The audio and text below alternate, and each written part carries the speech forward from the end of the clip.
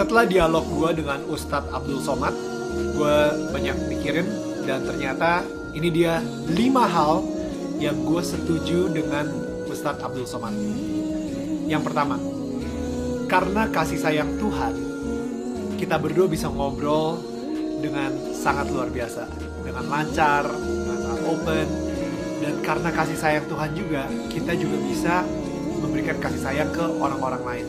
Gue jadi lebih bisa mencintai orang-orang di sekitar gue, tetangga gue, karena gue telah merasakan cinta dari Tuhan di dalam hidup gue.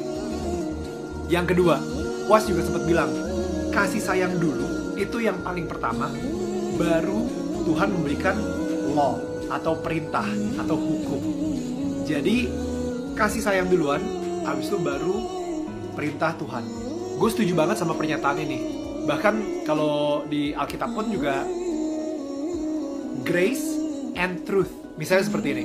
Ketika Tuhan meminta untuk Nabi Musa mengeluarkan bangsa Israel dari Mesir. Bangsa Israel ngelakuin apa? Sampai akhirnya menjadi bangsa terpilih katanya. Habis itu mereka disayang banget sama Tuhan. Sampai Nabi Musa harus ngeluarin mereka sampai Tuhan ngebelah Laut Merah dan mereka menjadi sebuah tribe sendiri gitu ya. Mereka ngelakuin apa? Mereka nggak ngelakuin apa-apa, tapi mereka mendapatkan itu semua karena kasih sayang Tuhan. Baru setelah itu Tuhan memberikan 10 perintah Allah. Baru setelah itu Tuhan memberikan hukumnya. Jadi kasih sayang dulu, karena kita telah menerima kasih sayang dari Tuhan. Akhirnya kita pengen melakukan sesuatu untuk Tuhan. Dan disitulah kita melakukan perintahnya. Kasih sayang dulu, baru hukumnya.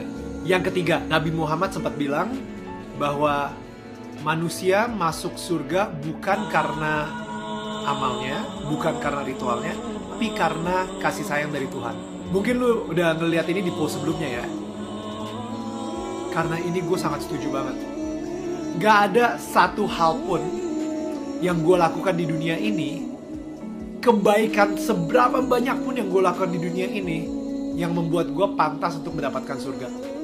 Karena gue adalah manusia yang tidak sempurna, gue selalu sering berbuat salah, tanpa gue sengaja pun juga gue berbuat salah gitu. Jadi benar-benar kalau misalnya kita bisa masuk surga, itu benar-benar karena kasih sayang Tuhan, by the grace of God. Bukan karena forma gue, bukan karena gue transaksional sama Tuhan. Kalau misalnya gue sering ke gereja, berarti gue masuk surga ya. Bukan karena itu, tapi benar-benar karena Tuhan ingin mempunyai hubungan dengan kita. Makanya Tuhan itu memberikan kasih sayangnya ke kita. Dia membuat kita merasakan kasih sayangnya di sini, sehingga kita bisa merasakan di atas bumi seperti di dalam surga. Karena apa? Gue percaya ketika kita mempunyai kasih sayang, kita akan merasakan surga di atas bumi. Yang keempat, ini gue gak ngira kalau saya ternyata dukun itu lagi hits dibicarakan di luar sana dan lagi viral gitu ya. Tapi gue sama Uwas, kita berdua sama-sama setuju. Kenapa banyak banget orang-orang, bahkan di sekeliling gue, bahkan orang-orang yang sudah Kristen sekalipun atau Nasrani gitu ya, bahkan orang-orang yang sudah mengenal Yesus di dalam hidupnya, itu lebih berserah sama dukun, ahli feng shui, kartu tarot, astrologi, daripada berserah sama Tuhan. Mereka lebih percaya apa yang tukang ramal bilang ke mereka daripada apa yang Tuhan bilang ke mereka. Jadi gue suka banget statement dari Uwas bahwa dukun itu menggunakan kekuatan gelap, kekuatan setan, bukan kekuatan Tuhan. Jadi saat ini gue pengen ngomong khusus sama orang-orang yang sudah menjadi pengikut Yesus. Lo harus milih satu sih. Lo gak bisa milih 2, gak bisa milih 3. Lo harus milih 1. Kalau misalnya emang bener lo mengikuti Tuhan Yesus, berarti udah tuh gak ada itu yang namanya astrologi, gak ada lagi yang namanya feng shui atau shio, ngeliatin hokinya dari mana, ngelakuin ritual-ritual supaya lu dikasih hoki sama nenek moyang. Udah gak ada lagi. Karena sumber berkat kita itu cuma dari satu, yaitu dari Tuhan Yesus. Yang kelima, ini mungkin sebuah kejutan kali. Ternyata gue juga setuju sama Uwas soal ini. Bahwa kalau gue mungkin sebutnya ada unclean spirit, oke, di patung. Ketika patung yang dibuat oleh manusia disembah. Wait. Sebelum lo mau komentar, lo harus baca dulu. Ini again buat orang-orang yang mengakui sebagai pengikut Yesus. Oke. Gue pengen kalian baca dulu Yesaya 44 ayat 13 sampai 20. Baru lo bisa komentar di bawah. Oke, lo harus baca itu dulu, baru lo bisa komentar. Sebelum lo baca itu, jangan komentar dulu. Oke, ini gue pengen ngomong kepada umat Nasrani ya. Ini tercatat di buku sejarah. Nebukadnezar itu penasaran banget seperti apa sih bentuk atau wajah dari Tuhannya bangsa Israel. Sehingga dia dengan beraninya itu masuk ke satu ruangan yang ini ruangan yang paling suci di situ. The Holy of the Holies. Ya, yang kadang-kadang kalau misalnya di perjanjian lama itu sering banget orang gak sengaja masuk, meninggal langsung. Kalau misalnya dia tidak menyucikan diri dia sendiri atau menyembelih kurban gitu. Raja Nebukadnezar saat itu dengan sangat kurang ajar, dia masuk ke dalam ruangan tersebut, Holy of Holies. Apa yang dia lihat? Apa yang dia temukan? Tabernakel, di atasnya ada kayak malaikat cherubim, dan habis itu malaikat cherubim itu ada dua, ngejagain apa? Ngejagain siapa?